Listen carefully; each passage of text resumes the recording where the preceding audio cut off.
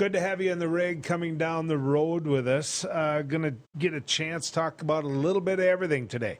That's right. Well, some of this is going to be topics that we may not want to talk about or at least want to argue about, but they're topics that we have to talk about. We're going to be talking about reducing the work week to 4 days a week. We're going to be talking a little bit about what happens when it comes to the Rock and Roll Hall of Fame. Yeah, looking forward to that one. But as I mentioned in a previous show, I attended the honor flight out in D.C. Had a chance to go with the North Dakota, Minnesota, Western Minnesota chapter of the honor flight. People that just do a fabulous job, just amazing. They are so dedicated. They believe in what they do so much that they do make it part of their life all year long, raising money and doing what they can for these veterans. And I got the privilege of going on this trip over the weekend. We left on Saturday. No, we left on Friday, and we came home Monday. Yeah. So it was a 3-day trip this time, which is why I'm goofing up on the days a little bit, because it normally wasn't. It normally was a 2-day in and out trip, but it just incredible. Absolutely incredible. Madison Quinn was on that trip with me. He is part of my team at the radio station. He works in our new video department that we have and just does a tremendous job. In fact, you're about to see some of it. But he's in studio with me right now. Matty, good to have you coming down the road with us. Appreciate for having me on, Joel. All right, talk to me. What did you think of the trip? I thought it was awesome. As we kind of been talking about before, just the experiences that we had. You know, I've been to D.C. quite a few times, but this one it sets it apart when you go with these veterans who maybe sometimes have not been to D.C. And it's just different going when you're experiencing with the veterans themselves, and you know the amount of honor that goes into throughout anyone. No matter where we were at, people were clapping, all that kind of stuff, and they deserve it all. So when you, and I know it was short notice to come along, which by the way to go to make it happen and do the work that we're going to see here in a little bit. But when you said, "Yep, I'm in. I want to go with," what was your image of where you were going then versus what it was when you came home on Monday night? Yeah, so like you said, a little short notice. I think I found out on Friday night that a spot was available, and I have done some previous stuff. It's not a little short notice. Yeah, I know, right? We're leaving in 12 hours short notice. And so I had done a lot of veteran stuff at the radio station before, and I really find it as a passion thing for me because some of these veterans, lots of veterans have their stories lost to the history books, and people don't know. So I want to document as much as possible, and so this was a perfect opportunity, and I knew I had to jump. Did I want maybe a relaxing weekend at home? Yeah, but this is the best excuse to be on the trip and make sure everything we did and saw was documented. Well, and it can be life-changing. Right. That's what I found. That's the other thing. I mean, right. it really can. Now, you did some work while you're out there. This just wasn't, hey, I'll push a wheelchair and get to meet some guys. This was work for you. It definitely was. And going in, I tried to have some sort of a plan of what I wanted to do. I wanted to make sure I shot enough video to make sure we could have a giant, film to put together to kind of honor all of these guys and try to have not just, one interview, but try to get a lot of interviews from a lot of different guys. And obviously I didn't get them all.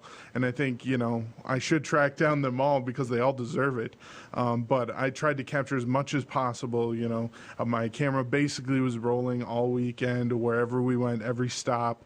I even sneaked out of the hotel a couple times to get a few different shots too during the night. So yeah, I just wanted to make sure that, this was the best product possible. Yeah. Well, you're starting to work on the complete project, but I know you put in your profession, what do you call it? A teaser? A teaser trailer. Okay. I'm a big movie fan. So, an official teaser trailer, I thought that would, create some buzz so I picked out a few of what I thought was the best best kind of gems of the weekend and not give too much away, but put a little teaser trailer together to, see what you'll expect during the film next So you week. mind if we take a look at it? Yeah. Because you're teasing us on what it's going to be in the end. All right, so if we can, let's take a look at what Madison's put together so far.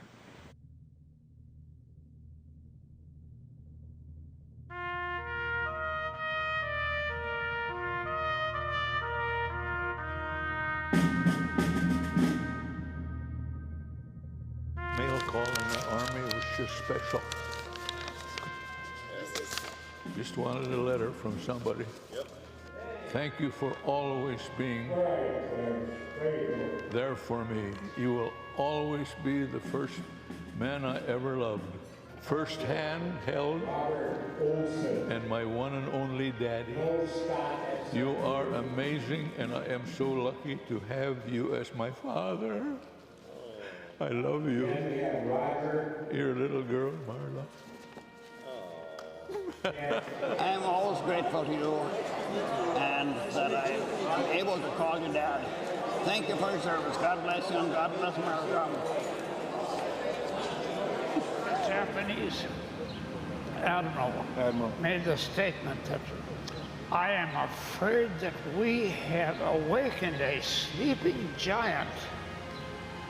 And I think he hit the nail right on the head when they start tapping all the available workforce in the United States that they had, and all the women that went into the workforce. Boy, it was terrific. It was a symbol of the end of the war. It was so close to the mainland of Japan. And of course they were set up in Japan to fight to the death of every person there. So it was quite something. So I'm here with the Honor Flight. Is there anything that you could say to the veterans that have served? Thank you for your service.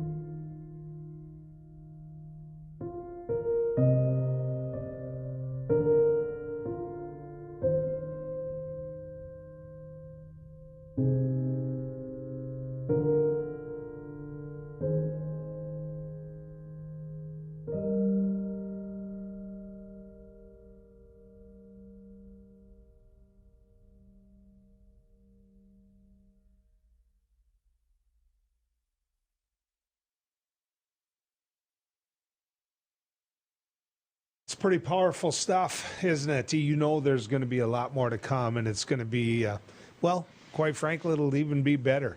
Many of you recognize Luther Bierke. When Mr. Bierke and Mr. Grinberg got together, there's a story there in and of itself, which is a lot of what the weekend held.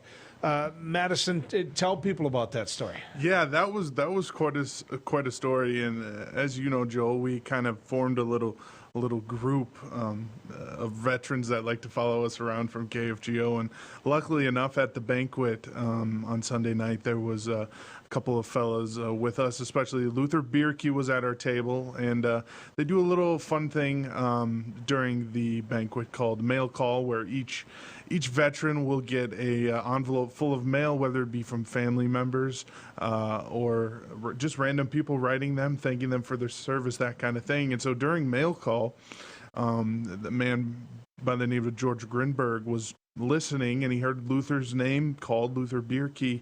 And so George asks his son, what was that last name again? And his son said, well, Luther Bierke, Dad.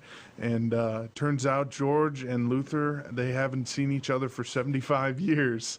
But they served, they went down to basic training together, and then they came back and went their separate ways. Don't live too far away from each other either, and they just haven't seen each other since. And so they found each other, and then I got to sit down with them, and it was like they hadn't seen each other, in 2 days. They conversation started. They asked how they were doing, what they made of their life, what kind of men they were, and it was magical. So, when you came back, when you hit Fargo Airport and all of those veterans, we started taking them off the plane. What was your impression of that? That was, half of it was me being very surprised. Half of it was me being very emotional because, as they did let us media off the plane right away so we could get in position.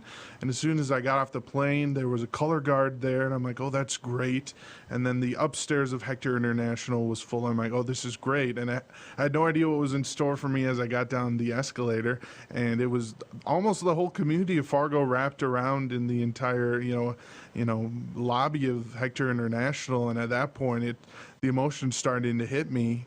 And so I'm getting ready and I'm shooting some video, and then the vets start coming in, and then I just start to find myself in tears as I'm videoing some of these guys, because we've established quite a relationship over the last 3 days, and so I know about their family and their friends and that kind of thing, and just the emotion of seeing them finally being recognized. Some of them, they just say, we were just doing our jobs. And I hope this little experience at the coming back really showed them how much we appreciated it. Madison, I know there's even more to come. Yes. And better to come. So stop back when you're ready for that. Well, thanks, okay? Joel.